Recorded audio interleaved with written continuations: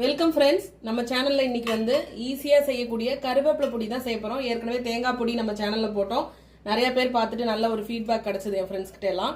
So இதை வந்து நீங்களும் செஞ்சு பாருங்க. கடையில எல்லாம் வாங்குறத விட நம்ம வீட்லயே எப்படி ஈஸியான முறையில் நம்ம கருவேப்பிலை பொடி செய்யறோங்கிற பார்க்கறது தான் இன்னைக்கு நம்மளோட ரெசிபி.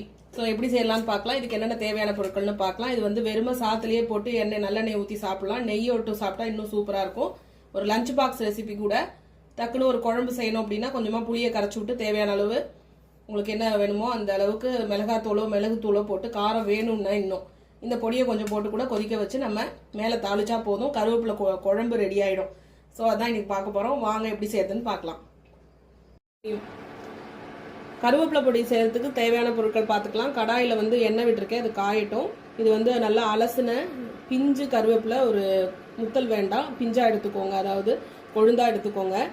இது வந்து ஒரு 2 கைப்பிடி அளவு, பெரிய கைப்பிடி 2 எடுத்திருக்கேன் நான். நல்லா அலசி லைட்டாக காய வச்சுக்கோங்க. ஈரம் வேண்டாம், நிழல் உணர்த்தினல் இருந்தால் போதும். உப்பு கடைசியாக சேர்க்க போகிறோம் தேவையான அளவு. கடலைப்பருப்பு உளுத்தம்பருப்பு 3 டேபிள் ஸ்பூன் எடுத்திருக்கேன். காஞ்ச மிளகாய் வந்து ஒரு 5-6 எடுத்துக்கோங்க உங்கள் காரத்தை பொறுத்து. நான் வந்து கம்மியாக தான், இது காரம் ஜாஸ்தி, அதனால் கம்மியாக எடுத்திருக்கேன். இது வந்து மிளகு வந்து நல்லா 1 டேபிள் ஸ்பூன் இது எடுத்திருக்கேன்.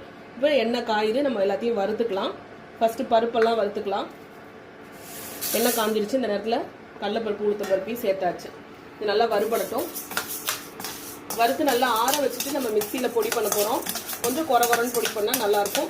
பெருங்காயம் நான் கடைசியாக சேர்க்க போகிறேன். உங்களுக்கு வேணும்னா நீங்கள் கட்டி பெருங்காயம் இருந்தால் எண்ணெய் காயும் போது சேர்த்துக்கலாம். இது நல்லா வறுபட்டு வரட்டும், பார்க்கலாம்.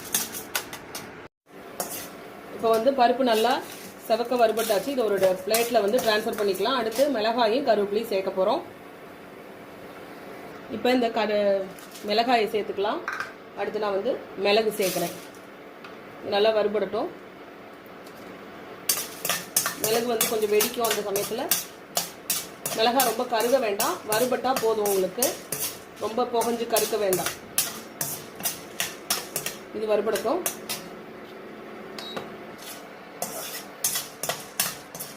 மிளகாய் மிளகு ரெண்டும் வறுபட்டுருச்சு. நம்ம இதை வந்து எடுத்துக்கலாம் தட்டில்.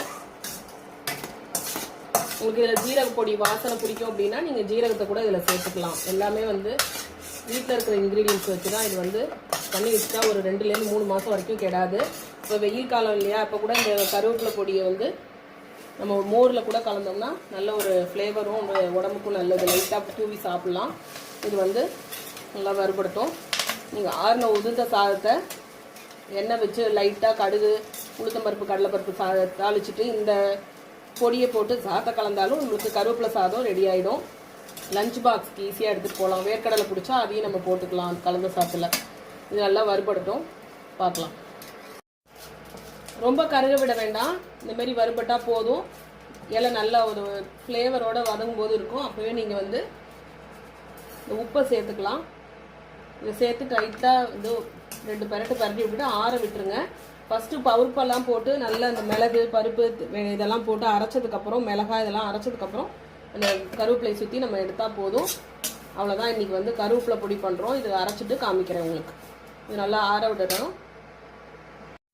ஸோ ஈஸியாக எப்படி நம்ம வந்து வீட்டில் இருக்க கருவேப்பிலையை வச்சு பொடி பண்ணுறதுன்னு பார்த்தோம். இது ஆர்கானிக் முறையில் நம்மளே செஞ்சுக்கலாம். டைம் தான் கொஞ்சம் வந்து நம்மளுக்கு ஸ்பெண்ட் பண்ணணும். ஒரு 10 மினிட்ஸ் தான் நம்மளுக்கு வறுக்கிற நேரம் தான். அப்புறம் ஆற வச்சுட்டு எப்போ முடியுமோ நம்ம அரைச்சிக்கலாம். இவ்வளோதான். இதை வந்து நல்லா ஆற வச்சுட்டு ஒரு பாட்டில்லையோ ஒரு ஏர்டைட் கண்டெய்னர்லையோ ஸ்டோர் பண்ணி வச்சுக்கோங்க. ரொம்ப நாள் வந்து இது இருக்கும். ஸோ இதான் இன்னைக்கு பார்த்த ரெசிபி. தேங்க்யூ ஃபார் வாட்சிங். நம்ம சேனலை சப்ஸ்கிரைப் பண்ணுங்கள், எல்லாருக்கும் ஷேர் பண்ணுங்கள், லைக் பண்ணுங்கள். தேங்க்யூ.